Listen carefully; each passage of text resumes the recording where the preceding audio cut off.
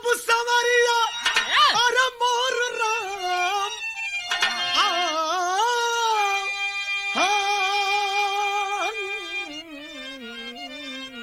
हो राम।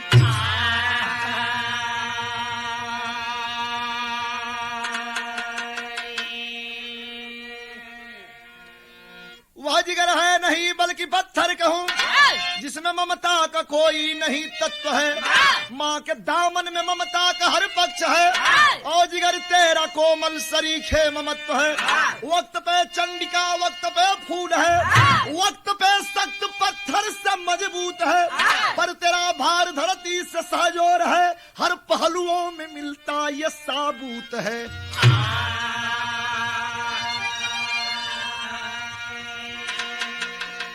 देखा भैया माई का कीमत ये धरती पर कोई आदमी ऐसा पैदा अब तक ना भयल कि चुका दे। लेकिन एक ठे कहानी मिलल पत्रिका से लिखे में एक बार दर्द से सीना छाती जले लगल। ये धरती पर अब कितना अनाचार कितना अत्याचार हुई। एक लाइन तर्ज लगल ई कव्वाली का टुकड़ा बा, वह गीत बा कि अरे जो अपनी खुशी से अरे जो अपनी खुशी से अरे मुझे आप गम दे, जो अपनी खुशी से मुझे आप गम दे, ये नजरे करम आपकी कम न होगी। जो अपनी खुशी से अरे मुझे आप गम दे, जो अपनी खुशी से अरे मुझे आप गम दे, ये नजरे करम आपकी कम न होगी। जो अपनी खुशी से मुझे आप गम दे। जियो जो अपनी खुशी से मुझे आप गम दे, ये नजर करम आपकी कम न होगी। चमन के गुलों से चमन के गुलों से अरे खुशबू है मिलती, चमन के गुलों से अरे खुशबू है मिलती। कांटों से भी दोस्ती कम न होगी। चमन के गुलों से खुशबू है मिलती, चमन के गुलों से खुशबू है मिलती। कांटों से भी दोस्ती कम न होगी। चमन के गुलों से। लिखने वाले ने लिखा है कमी हर एक इंसान में पाई जाती है, मात्र इंसान में ही नहीं। लिखने वाले ने लिखा है क्या कि कमियों बुराई आज की हालात देखते हुए इस लाइन को लिखना पड़ा कि कमियों बुराई अरे सभी में भरी है। कमियों बुराई सभी में भरी है, बिना तो कमी का कोई आदमी नहीं है। कमियों बुराई सभी में भरी है, कमियों सभी में भरी है, बिना तो कमी का कोई आदमी नहीं है। कमियों बुराई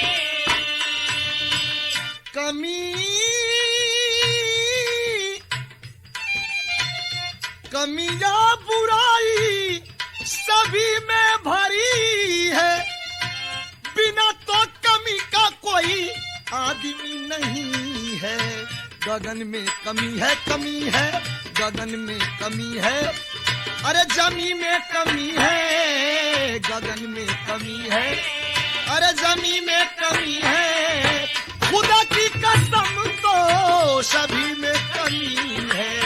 गगन में कमी है, जमी में कमी है, गगन में कमी है, अरे जमी में कमी है। खुदा की कसम तो सभी में कमी है, गगन में कमी है। कहानी का शुरुआत हो गई। जिला देवरिया अमरजीत पहलवान, जिला देवरिया अमरजीत पहलवान, खास धनबाद के कोइलौरी में दर, खास धनबाद के कोइलौरी में दर, नारी थी जिनकी कंचना कंचन समान, नारी थी जिनकी कंचना कंचन, अरे गठीली बदन चौचक रहती। अमरजीत पहलवान के औरत का नाम कंचना बड़ा खूबसूरत रहल। एक ठे लड़का का माई रहल, लड़का का नाम 7 वर्ष का सुरेश एक सलोना, के 7 वर्ष का सुरेश एक सलोना, बड़ा कमजोर पर से हथले हो अलोना। और के रहल घर पे भाई, घर पे भाई एक इंद्रजीत छोटा था, पिता की मृत्यु हो चूकी थी वक्त खोटा था, परदेसी सजन कंचना रुझाई उमर, अरे परदेसी सजन कंचना रुझाई उमर, अरे छलकाती सदा जाम है हर वक्त नजर में, छलकाती सदा जाम है हर वक्त नजर में, छलकाती सदा जाम है हर वक्त नजर में। बाबा जवानी जब आवेले तो ऊंच खाल ना देखेले। अमरजीत पहलवान 4 साल तक रुक गईलन। यार घरे दुल्हनिया के छोड़ले हुए, एक लड़का छोट बा 7-8 वर्ष का सुरेश, ओके छोड़ देले हुए। छोटे भाई इंद्रजीत जिसकी उम्र 14 साल बताई गई, खेती गृहस्थी का कारोबार देखा करता था, घरे छोड़ के चल गल हुए। 4 साल तक रुक गल हुए, लेकिन दुल्हन के आज संतोष ना आवत बा, बहुत रंज बा अपने दुल्हा पर, क्यों कमात हुए हर हमार चढ़ल जवानी जवन बा नाश होत बा। तब परदेसी भैया लोगन से हमार ख्वाहिश बा कि कमैले के साथ साथ तनी मेहरारून पर भी ध्यान देहल करा, नहीं तो ऐसा कदम होला कि जब बहक जाई तो तकते रह जाई बा फिर मिली उली। यही से एक लाइन यहाँ तर्ज लग गई, कितनी खूबसूरत रहल। एक लाइन तर्ज बा मास्टर, और वह तर्ज बा यही के बिरहा में सेट कैल गल। ओकर खूबसूरती देख के बगलिए के एक ठे महेंद्र सिंह नाम का आदमी रहलन, प्यार के अंकुर प्रस्फुटित करे लगलन, जायजा लेवे लगलन कि कहीं ऐसा तना ना हो कि चिड़िया फंस जाई।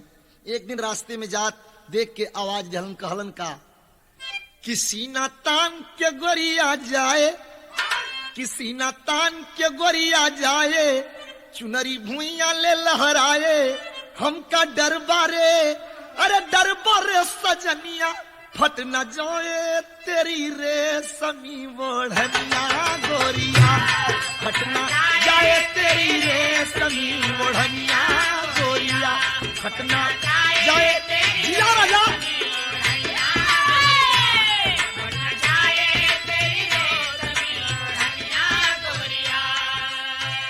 धीरे धीरे प्यार वाली गीतिया सिखौलेंगे,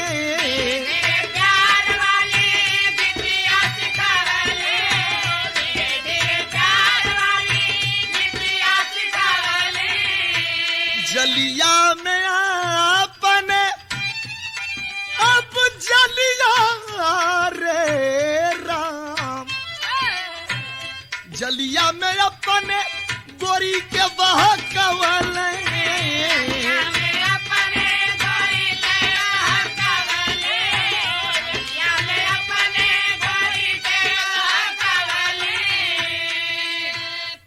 अखिया रही रही के शरमाए, अखिया रही रही के शरमाए, तनको आज न पीऊ कह आए, तनको याद न पीऊ कह आए, रुक न जाए तोरी चाल की रोशनिया गोरिया, रुक न जाए तोरी चाल की रोशनिया गोरिया, रुक न जाए तेरी चाल की रोशनिया, रुक न जाए तेरी चाल की रोशनिया गोरिया। प्यार हो गए, जब प्यार होला तो पता ना चलेला, प्यारे ना भयल, प्यार कैल कोनो पाप ना होला, लेकिन प्यार के वासना से दूषित कर देहल महापाप होला। प्यार कैलन कोनो पाप ना कैलन, प्यार के वासना से दूषित करे लगलन। एकर खबर वो देवरवा के मिल गई, गांव के लोग बतौलन कि अरे भैया अपने भौजी के मने कह देने ते आबरू अब चल जाई, जाए के भौजी के हन कहत बा कि भौजी सुने में आवत बा, का सुने में आवत बा, यहाँ एक ठे तर्ज लगल जौन की धोबियऊ गीत कहला, बड़ा जोर शोर से गवाइल। आ वह गीत बा मास्टर, वह गीतिया बा के बादाना महो का जरावा, बादाना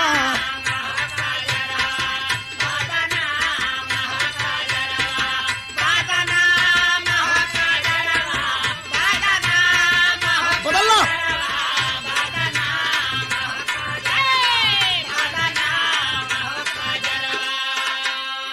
गावल लोग कि गाड़िया का चुकल जैसे झंखा गाड़ी वनावा, बसुला का चुकल लोहार।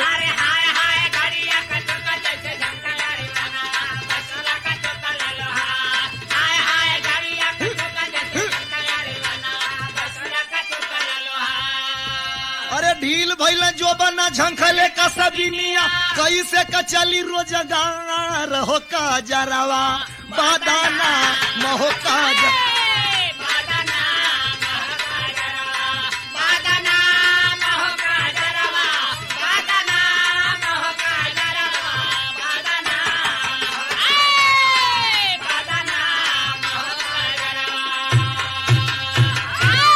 के पता लगल, पहुंचल अपने भौजी के हन रोय के कहलस, का कहलस भैया कि बादाना महोई जतिया, बादाना महोई जतिया, बादाना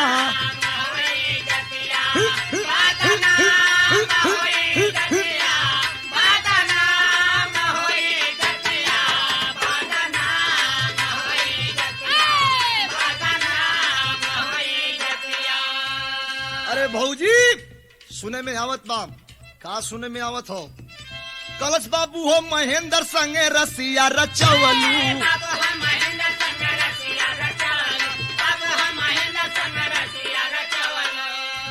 आ कुलावा का हमारे पगरिया डूबवलू,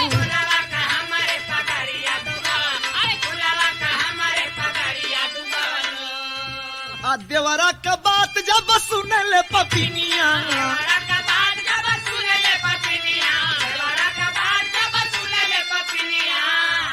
तो झड़ुआ उठाई के देखावा का सबनिया,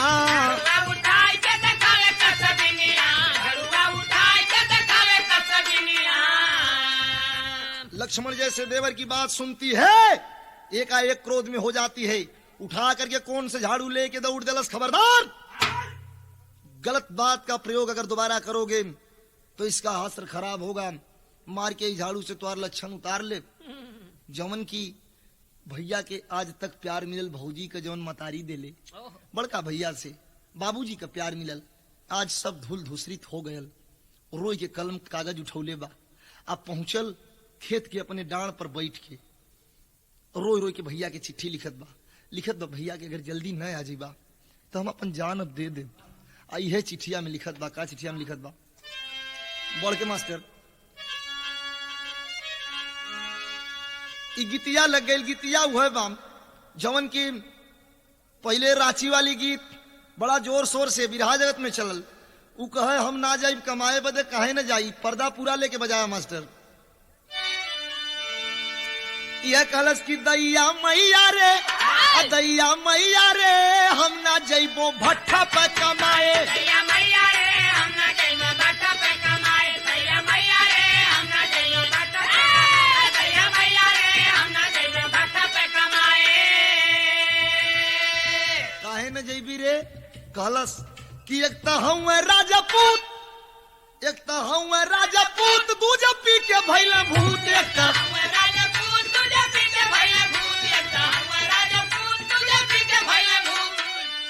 एक तो हूँ राजपूत, दूजा पी के भइला भूत, तीजे कहा कि लग गया सूत, धरता पावा दोनों दैया में जियो।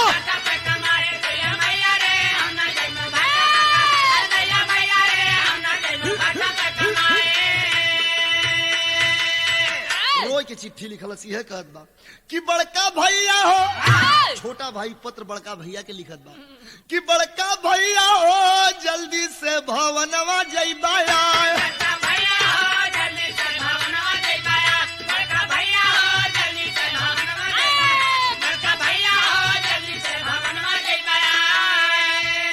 जल्दी ना नहीं आई बाया बंदे दे परनवा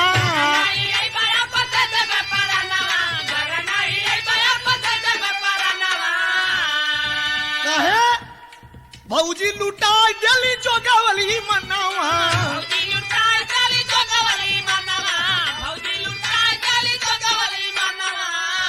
अब यसुआ का धरती पर लग गई कतार बड़का भैया हो तो बड़का भैया हो यार जल्दी से भवनवा जइबा यार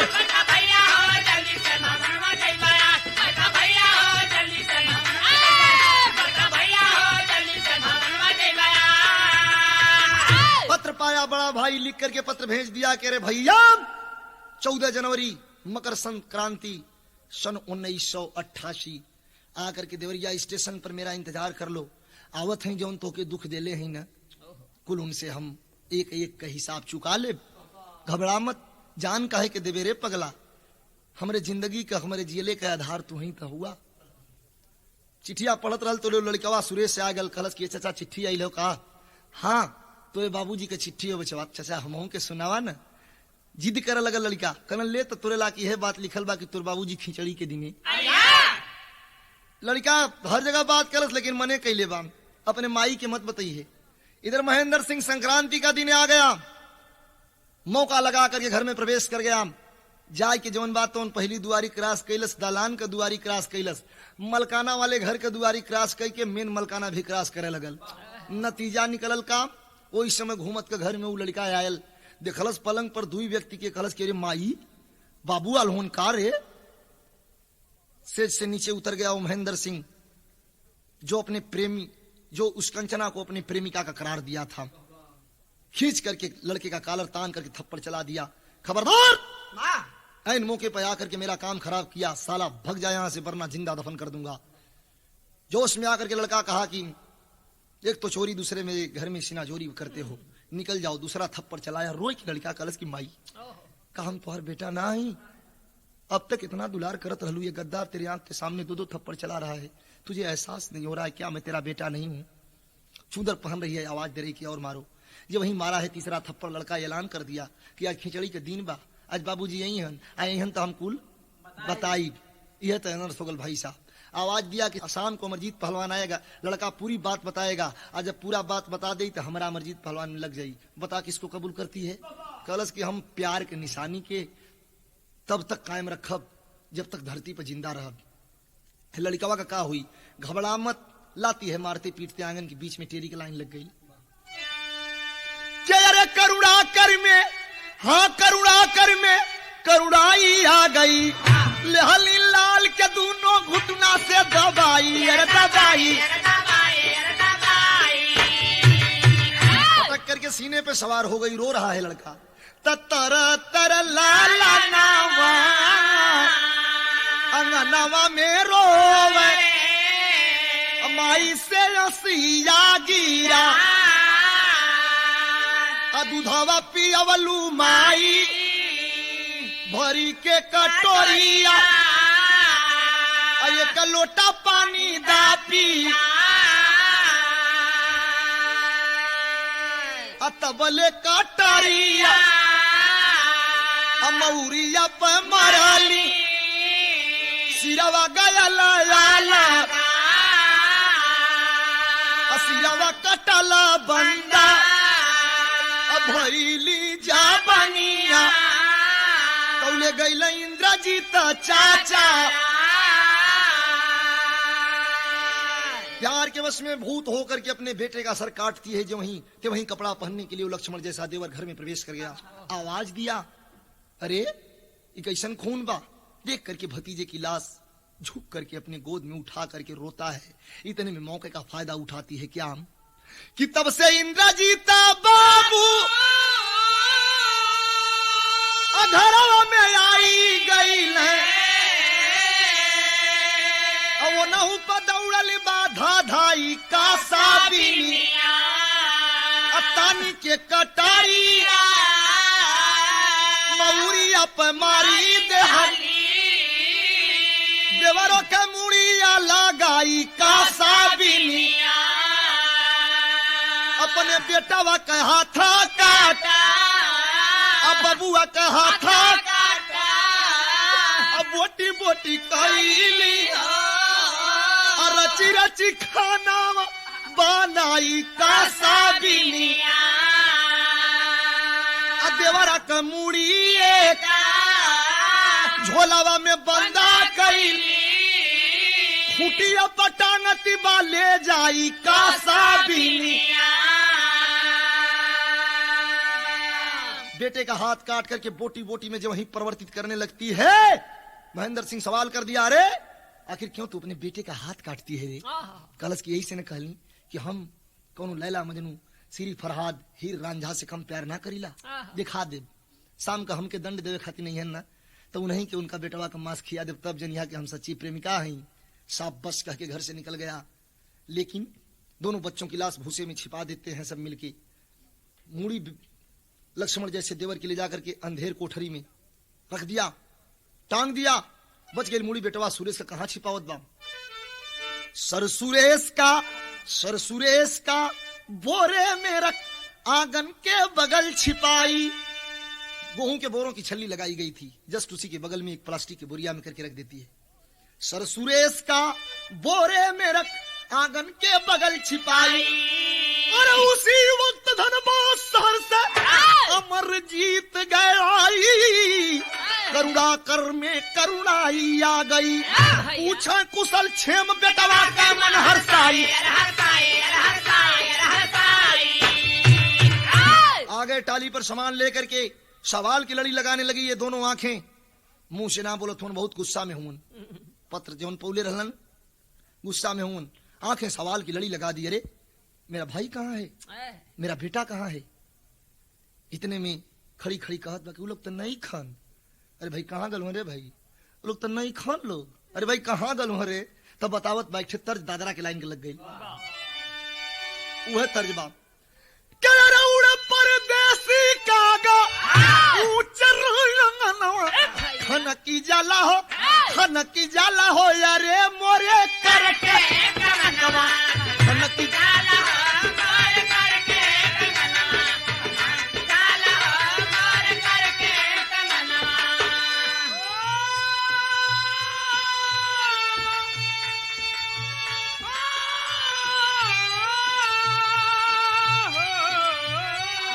अरे जीव जीव राजा खनकी जाला अरे मोरे करके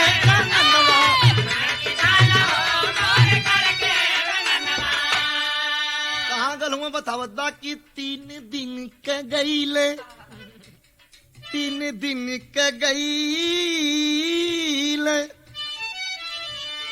और 3 दिन के गईले अब तक नहीं आइले हमार बाबुआ रे ननी औरे गईले।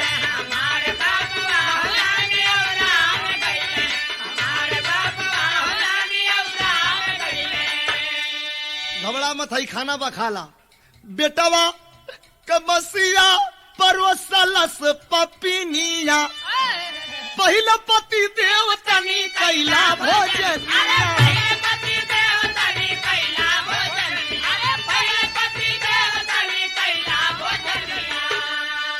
बेटे की माँ सामने निकाल देती है, पहले आप खाना खा लीजिए, इसके बाद बताती हूँ। हम तब मजाक करते हैं। अगले पूरा में प्रधान जी के घरे बैठल हुई हैं लोग, इतने में जब वहीं ले जाकर के जबरदस्ती बैठाती है खाना खाने के लिए। वह शख्स बैठ तो गया, इतने में काला नाग फुफकारते हुए आकर के थाली के सामने खड़ा हो गया। रामचंद्र द्विवेदी जी के पत्रिका से प्रकाशित हुई कहानी में स्पष्ट शब्दों में लिखा गया कि वो सर्प नहीं, खुद ब खुद ऊपर वाला सोच गया कि एक मनुष्य होते हुए अपने बेटे की मांस खाएगा तो मानव कुल की मर्यादा ही डूब जाएगी।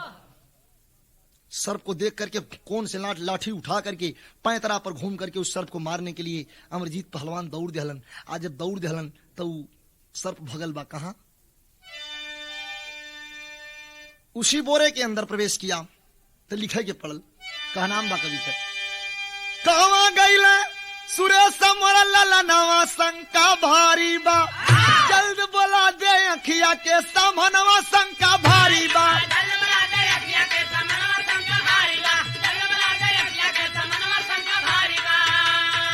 डर के मारे सरपौसी बोरे में चला पराई हो तबल तोड़ लाठी देले वही बोरावा पे बरसाई हो। तान तान के लाठी उसी बोरे पर चलाई। अलग हो गया सुरेश का गर्दनवा, शंका भारी बा। जब वही सुरेश का गर्दन अलग हो गया, सीने से लगा के रोवा लगलन। आज बाबूजी के हृदय बिगड़ गल, कलेजा जौन बनल रहल तो उखड़ गल। रोई के आवाज देत उनका कि अरे चक्कर गिरल बाया मरी जीत के ही अरावा, रोवे बेटा वाली मूड़ी गोदी में उठा, कहे नीरा मोहिया बनल तरही। अरे खुद जन्म झलू लाल के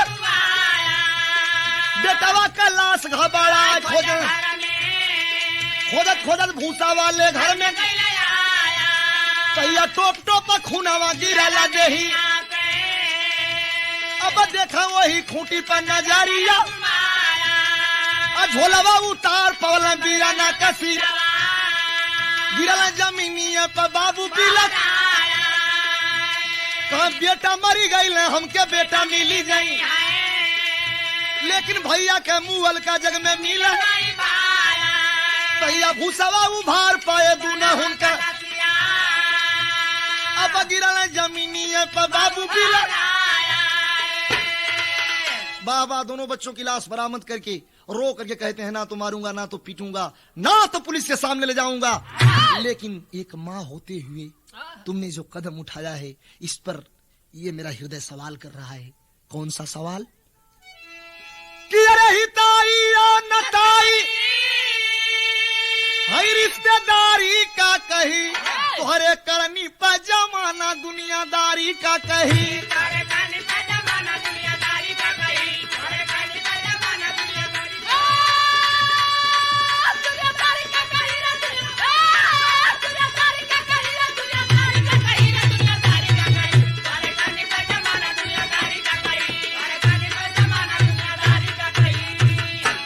नाम बा ओ समय का भाव कवि जी लिखलन का कि थकीता जिगर फिर भोजन के पास आए, बेटावा का अंगुली भोजनिया में पाए, हाय पपिनिया चोट करारी का कही। इससे बड़ा जख्म, इससे बड़ी घाव और क्या हो सकती है।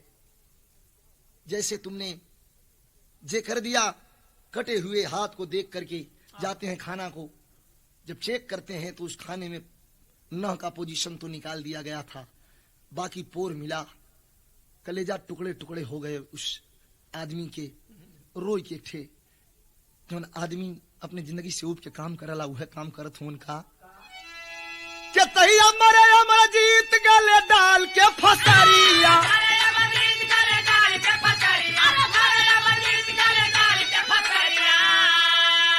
हर कुआना में कूद गई कंचना गुजरिया।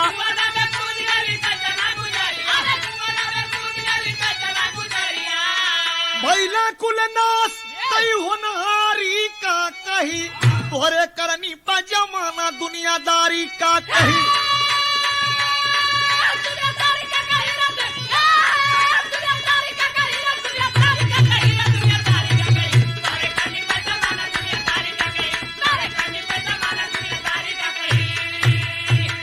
बांध करके धरन में रसई लगा करके फांसी का फंदा स्टूल सामने रख दिए, खड़ी खड़ी नजरों से देख रही है। पहले तो उसका दिल बिगड़ गल कि कहीं ऐसा तना न बा कि फांसिया पर हम वहीं के चढ़ाए दिहन, लेकिन नहीं, इस धरती पे कोई ऐसी सजा नहीं है तेरे लिए जो दे करके और उस सजा को मेरे आत्मा को शांति मिल सके।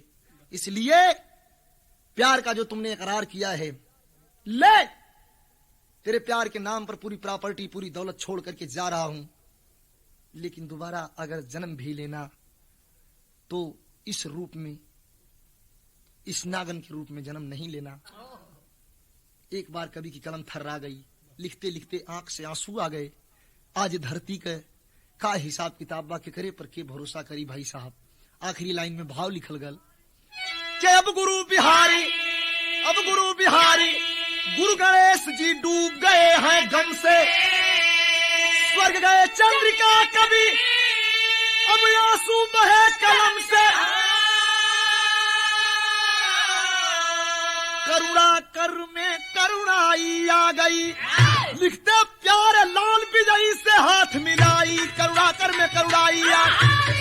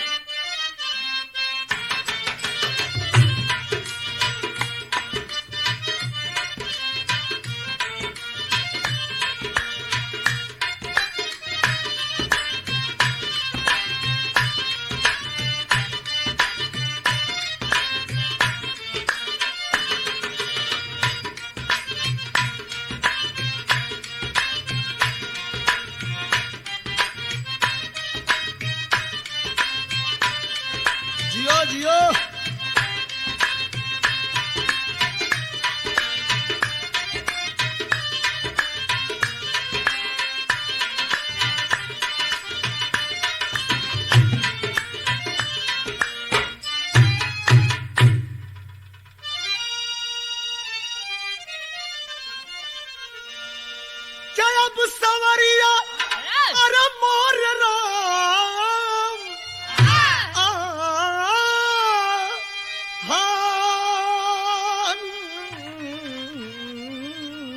हो राम।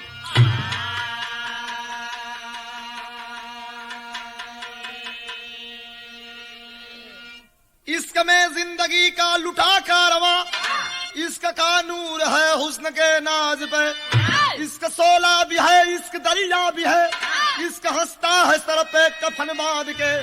कोमदी नाम मालिन की बेटी रही, जिसके सूरत पर दुनिया रही हारती। हाँ शिवरात्रि को शिव पूजन चली, हुस्न मलिका किले थाल में आरती।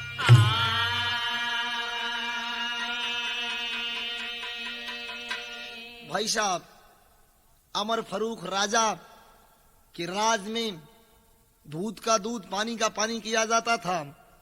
उसी राज की बात आपको सुनाता हूं। दिल्ली का राजा अमर फरूख शाह बिल्कुल दूध का दूध पानी का पानी किया करता था। एक रोज की बात, कहानी यहीं से शुरुआत हुई। अमर फरूख शाह का बेटा अनुसामा घूमने के लिए बगीचे में गया। देखता है एक गरीब माली की बेटी शंकर भगवान का पूजा करने के लिए जा रही है। देखते देखते मचल गया। एक लाइन यहां कव्वाली का टुकड़ा लगल, वो है कव्वाली का टुकड़ा बा कि नकाबे हुस्न है, नकाबे हुस्न मुसलसल उठाई जाती है, नकाबे हुस्न मुसलसल उठाई।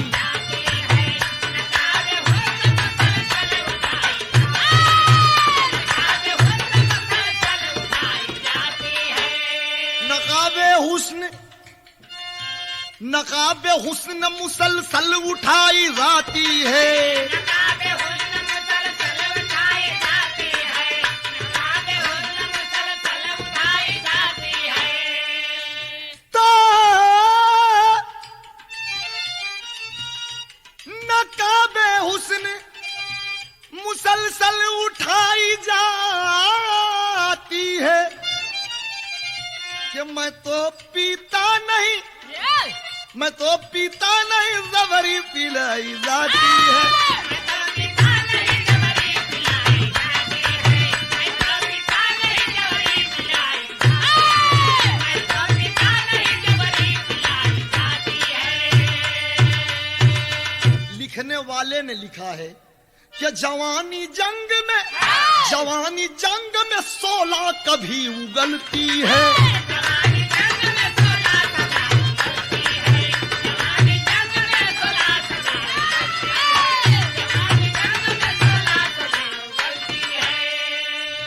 जवानी जंग में 16 कभी उगलती है, जवानी जंग में 16 कभी उगलती है, जवानी जंग में 16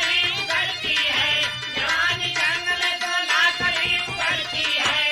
तो जवानी जंग में 16 कभी उगलती है, खुली तलवार तो, खुली तलवार तो गरूर को निगलती है,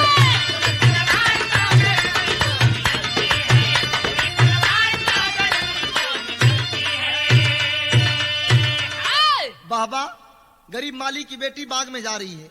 पहुंचा अनुसामा, कहा क्या कहा, कहां से शिव पूजन तू आई गुलबदन, रा रा रा रा रा, कहां से शिव पूजन तू आई गुलबदन, ये हुस्न तेरा पूजन को आया जाने, ये हुस्न तेरा पूजन को आया जाने, ये हुस्न शराबी है मोहब्बत में लुटा दे, शंकर का ये है मंदिर मैं खाना बना दे। बोली है तुरत कोमदी मालिन गरीब हूँ, बोली है तुरत कोमदी मालिन गरीब है, आप शहजादे मैं तो बदनसीब हूँ, जबरी ना फूल तोड़ो, जबरी ना फूल तोड़ो, जबरी ना फूल तोड़ो, उल्फत की बाग से खुद घर को जलाओ ना, घर की चिराग से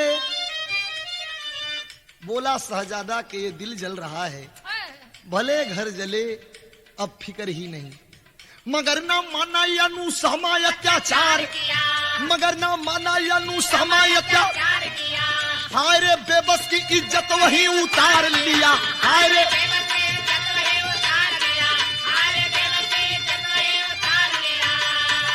थाल पूजा की गिर के बाग में बिखराए गई, थाल पूजा की गिर के बाग में बिखर, मनो शिव मंदिर की मर्यादा भी मनो शिव मंदिर की मर्यादा भी लुटी, इंसानियत रवि कुरान होने लगा, लुटी इंसानियत रवि कुरान होने, खुदा के नाम पर डगमग ईमान रोने लगा।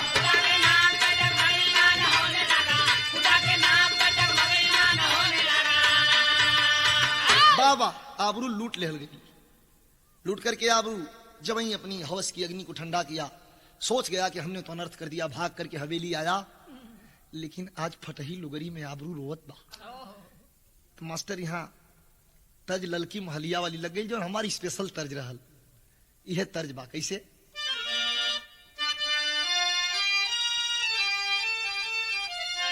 तैसा और ऊपर से बजी,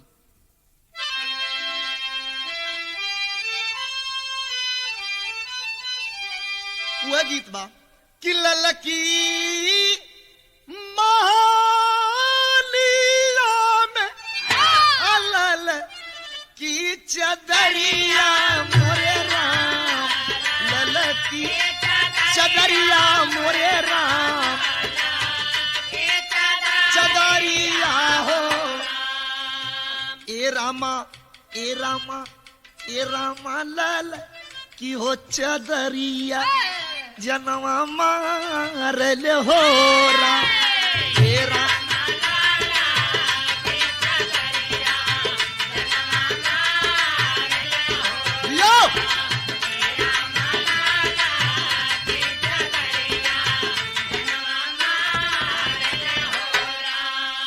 तर्जबा, लेकिन हालात का आबरू लूट लहल गई। तब फटही लुगारिया में रोव ली जतिया मोरे राम, रोव ली जतिया,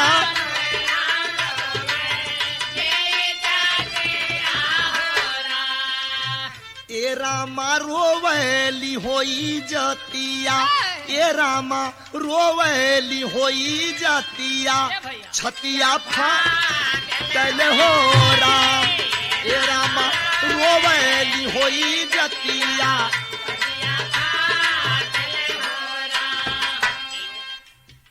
घरे पहुंचल, जाय के बाबूजी के गोद में बैठ गई, आ कहत बा, का कहत बा कि कुआना में कूदिया पनता जा बजीवनिया मोरे राम,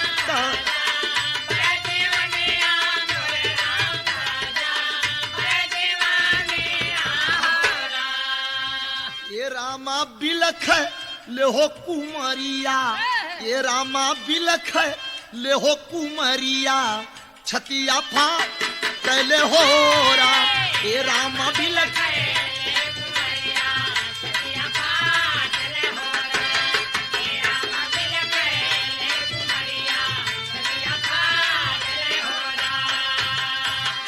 जैसे लाइन टेरी के लग गई, पर्दा लग गई काली वाली।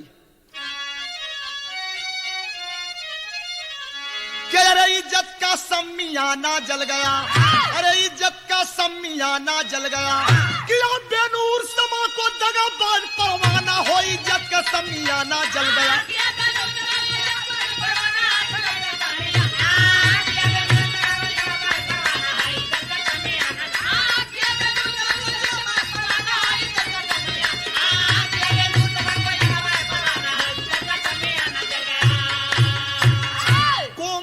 घर लवट अब्बा से यूं रोने लगी, कह के सब हवाल आंसू से मुखड़ा धोने लगी।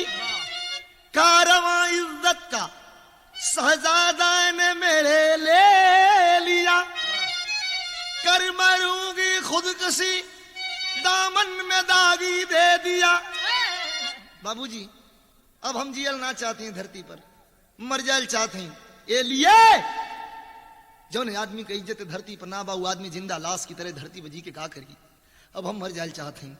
इतना आवाज वह बाप सुना, समझावत बा। गीत एक भैया पांडे जी ऐसा गीत लग गई कि ये अपने जमाने का वैसा गीत रहल कि लड़का जवान पुरान सबका दिल बहल जाए। वैसे राजेश कुमार उपाध्याय के लिए तो ऐसा गीत हो कि तबीयत खुश हो जाई। वह गीत बा कि लाले लाले वो ठावा से बरसल ललैया हो की रस चुए, हो की रस चुए, जैसे अमावा के मुजरा से रस चुएला, हो की रस चुएला, जैसे अमा के मुजरा से रस चुएला, हो की रस चुएला, जैसे अमावा के मुजरा से रस चुएला, हो की रस चुएला।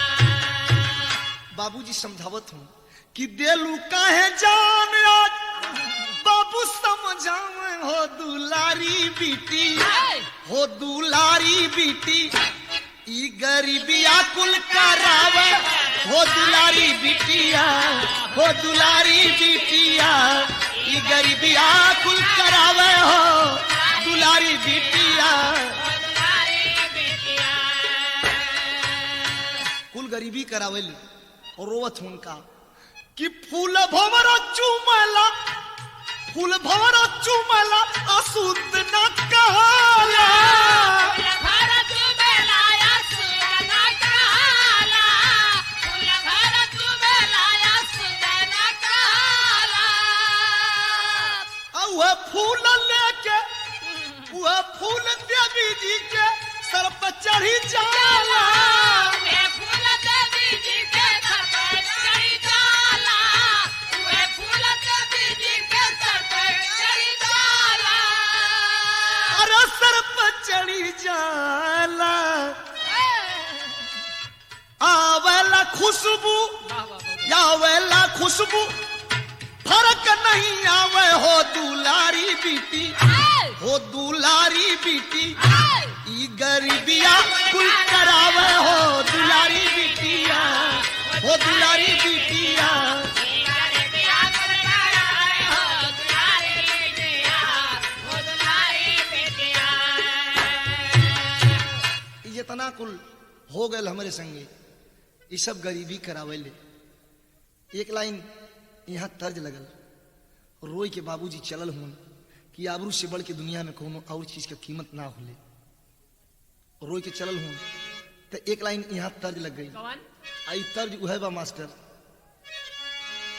के अब मोरे अंगने, अब मोरे अंगने, दुल्हा मोरे अंगने, दुल्हा मोरे अंगने, डेरावा डाली दासी पहिया रोजा मोरे अंगने, डेरावा डाली दासी पहिया,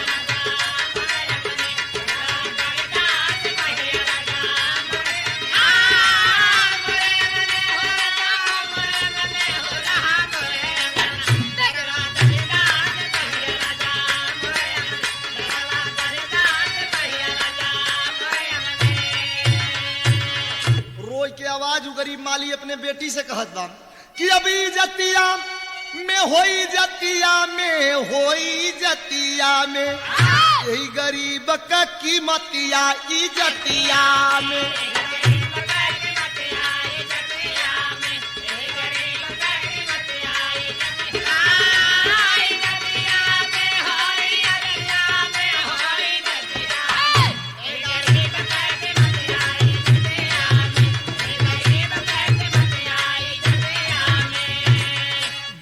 दुलरुई एक संतान यहू, यही लिए हमार कहा नाम बा कि बेटी दुलरुई होली बाबूजी कथाती, भला कौन बाप, अब बेटी दुलरुई मतारी कथाती, अब भला कौन माई अपन खतिया लुटाती,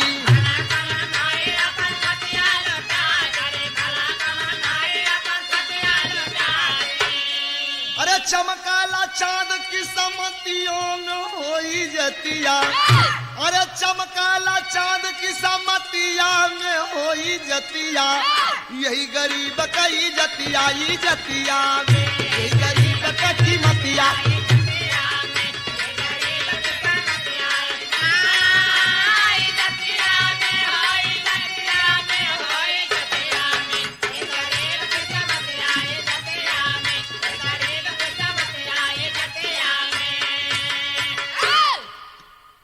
लेकिन तो समझाया अपने बेटी, क्या समझाया? लेकिन तो इज्जत से बढ़ के ना कोई चीज कहला,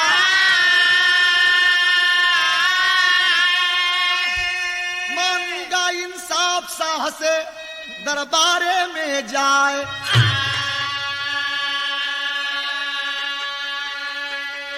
इज्जत से बढ़ करके इस दुनिया में और कोई चीज नहीं हुआ करती।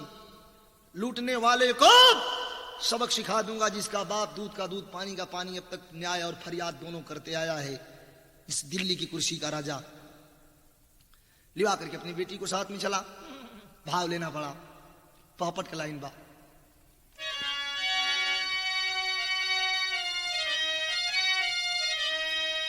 के अरे माली माली पहुंचा साह के समानावा अखिया बरसले, अरे माली पहुंचा साह के समानावा अखिया बरसले, आ कहन लगा साजादा के दस्तनवा अखिया बरसले।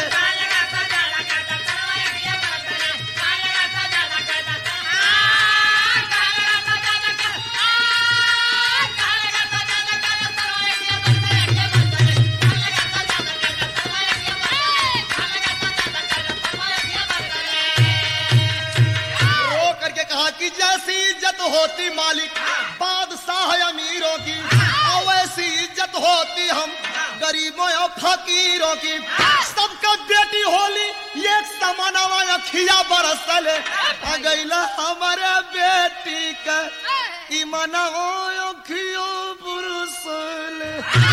रो करके यही आवाज दिया कि आज मेरे बेटी का ईमान लूट लिया गया। राजा कुर्सी से उठ करके खड़ा हो गया, हाथ में तलवार निकाल करके, बताओ उसके इतने टुकड़े कर दूंगा कि शायद उसके बोटी बोटी गनी नहीं जा सकती। नहीं सरकार, ऐसा आप नहीं करेंगे। जे आपका बेटा ही तो है जो आबरू लूटा है। तब सुन के बात तब मालिक सा अनुसामा को बुलवाया हो, नंगा कर इसको 100 कोड़ा मारो हुक्म लगाया हो, फिर ना करी है गरीब पर तूफानवा अखिया बरसले। सबका बेटी होली एक समानवा अखिया बरसले।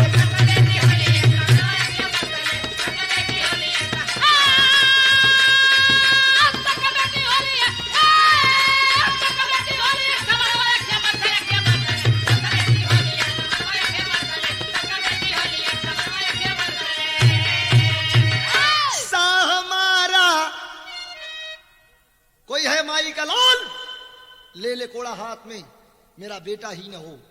100 कोड़ा मारो नंगा करके।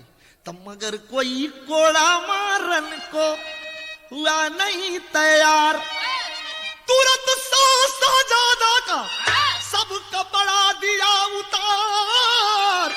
इज्जत का समियाना जल गया, कोड़ा लगे मारने, झंखर लगा जमाना। उठा लिया कोड़ा हाथ में, नहीं कोई मारने वाला है तो मैं मार करके इंसाफ पूरा करूंगा। जो हमने कह दिया वो इंसाफ अवश्य पूरा होगा। ले लिया हाथ में कोड़ा, लोगों की आंखें डर के मारे कांपने लगी। राजा आज अपने न्याय का आखिरी सिरा दिखा दिया। जब कोड़ा मारने लगा, कितना कोड़ा चलाया भैया? किस्सा हमारा 30 कोड़ा, सा हमारा 30 को अब यस रहा इंसाफ। रोक सहजादा कहा अब्बा खता हो माफ।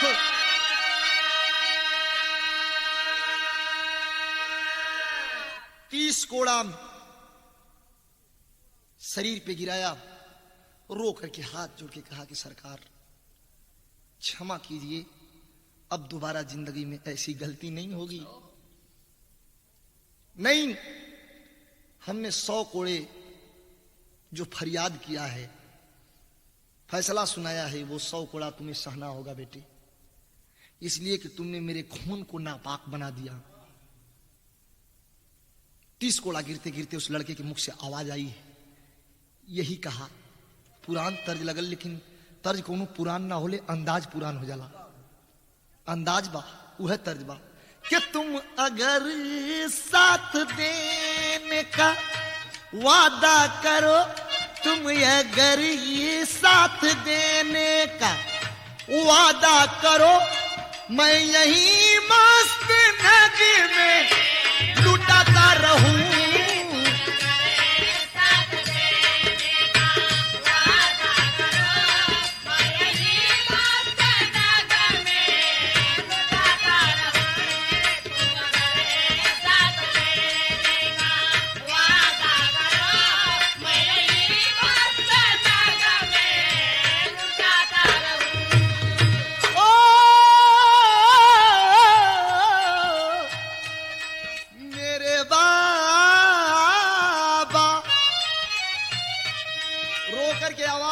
के मेरे बाबा तू कोड़ा, हो मेरे बाबा तू कोड़ा, चला वो नहीं मैं बेगाना बेगाना बेगाना नहीं, मेरे बाबा तू कोड़ा, चला वो नहीं मैं बेगाना बेगाना बेगाना नहीं।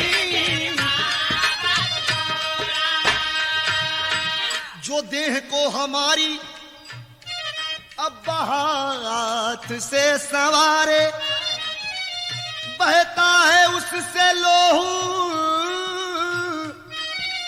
बहता है उससे लोहू, कोड़े के दर्द के मारे सुखती है जुबां मेरी, सूरत को जब निहारो, सुखती है जुबां मेरी, सूरत को जब निहारो, सूरत को जब निहारो, एक लोटा पिला के पानी फिर बाद में कोड़ा मारो, एक लोटा पिला के पानी फिर बाद में कोड़ा मारो, एक लोटा पिला के पानी फिर बाद में कोड़ा मारो। ओ बेरहम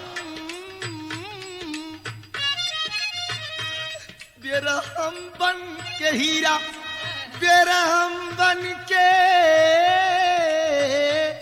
बेरहम बन के हीरा, लुटाओ नहीं बेरहम बन के हीरा, अरे लुटाओ मैं बेगाना बेगाना बेगाना नहीं, ये बेरहम लुटाओ नहीं मैं बेगाना बेगाना बेगाना नहीं। रोते रोते आवाज दे रहा है, बाबा मत करो ऐसा, मत मारो मत मारो कोड़ाम, इसलिए कि शायद मेरी दम निकल जाएगी। तुम्हारे राज का उत्तराधिकारी कौन होगा? कहा रे, रोड पर घूमने वाले किसी भीख मांगने वाले को बुला करके गद्दी पर बैठा दूंगा, नापाक खून बनाने वाले को कदापि ये राजा मंजूर नहीं करता। रोत भाई है कहत बा कि जो देह को हमारी अब्बा हाथ से संवारे, बहता है उससे लोहू, कोड़े के दर्द के मारे सुखती है जुबां मेरी, सुखती सुखती है जुबां मेरी, सूरत को अब निहारो, सूरत को अब निहारो, सूरत को अब निहारो, सूरत मेरी निहारो, एक लोटा पिला के पानी फिर बाद में कोड़ा मारो।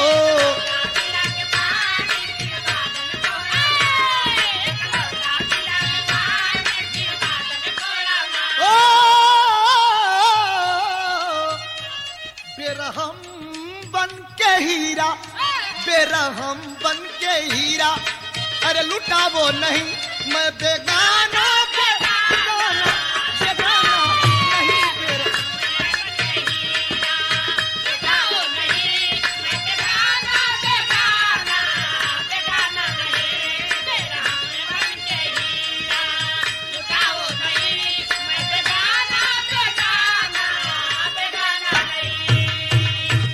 छटपटा रहा है, कोड़ा लगातार साह मारते गया। लिखने वाले ने कलम तोड़ के लिख दिया एक बात, क्या अल्लाह का लाइन दो मास्टर।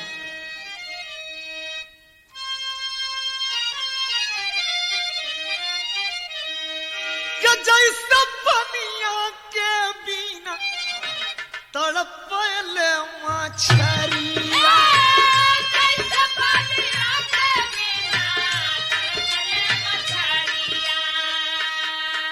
बढ़ जाई मास्टर, बढ़ जाई।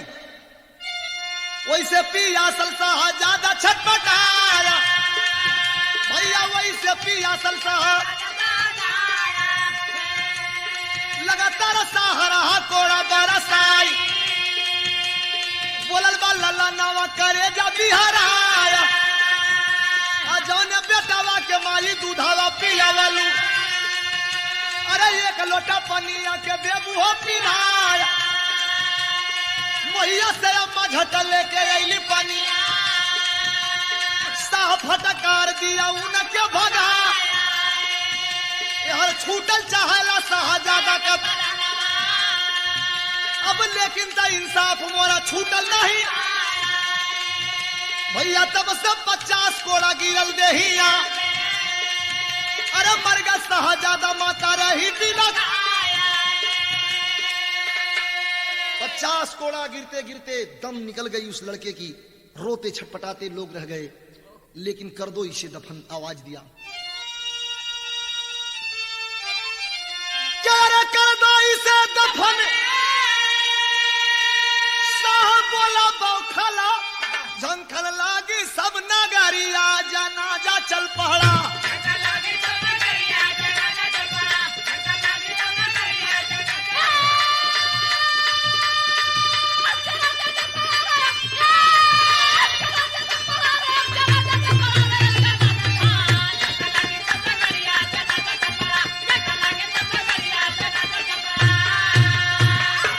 हाथों से सारा बेटे का कफन सवारी, माँ बेटे को कफन दिया, सर से ओढ़नी उतारी, गम से भीजल बा नजरिया, जनाजा चल पड़ा।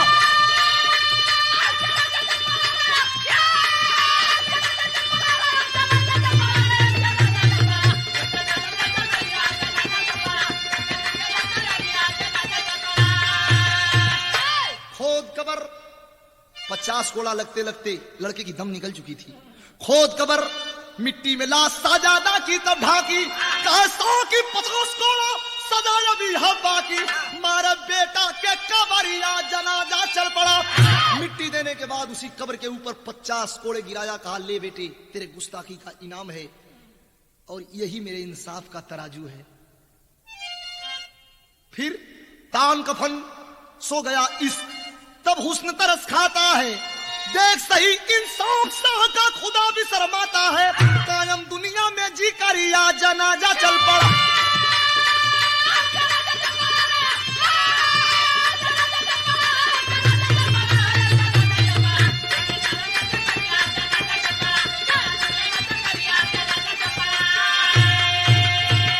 लगते लगते 50 कोड़ा उस लड़के की दम निकल गई। खोद करके कब्र मिट्टी में लाश तुमको ढकवा दिया, लेकिन कहा कि बेटा ले, यही तेरे गुस्ताखी का इनाम है और यही मेरे इंसाफ का तराजू है। बेटे के कब्र पे लगते लगते कोड़ा 50 कोड़ा मारा है, खुदा की खुदाई कांप गई भाई साहब। आखिरी लाइन में लिखने वाले ने लिखा है क्या गुरु बिहारी, अब गुरु बिहारी गुरु गणेश जी डूब गए हैं गम से, स्वर्ग गए चंद्रिका कवि अब आंसू बहे कलम से, और करुण कहा नाम बा कवि का, क्या इज्जत का सम्मियाना जल गया, राम का प्यार लाल विजयी का नया तराना, इज्जत का सम्मियाना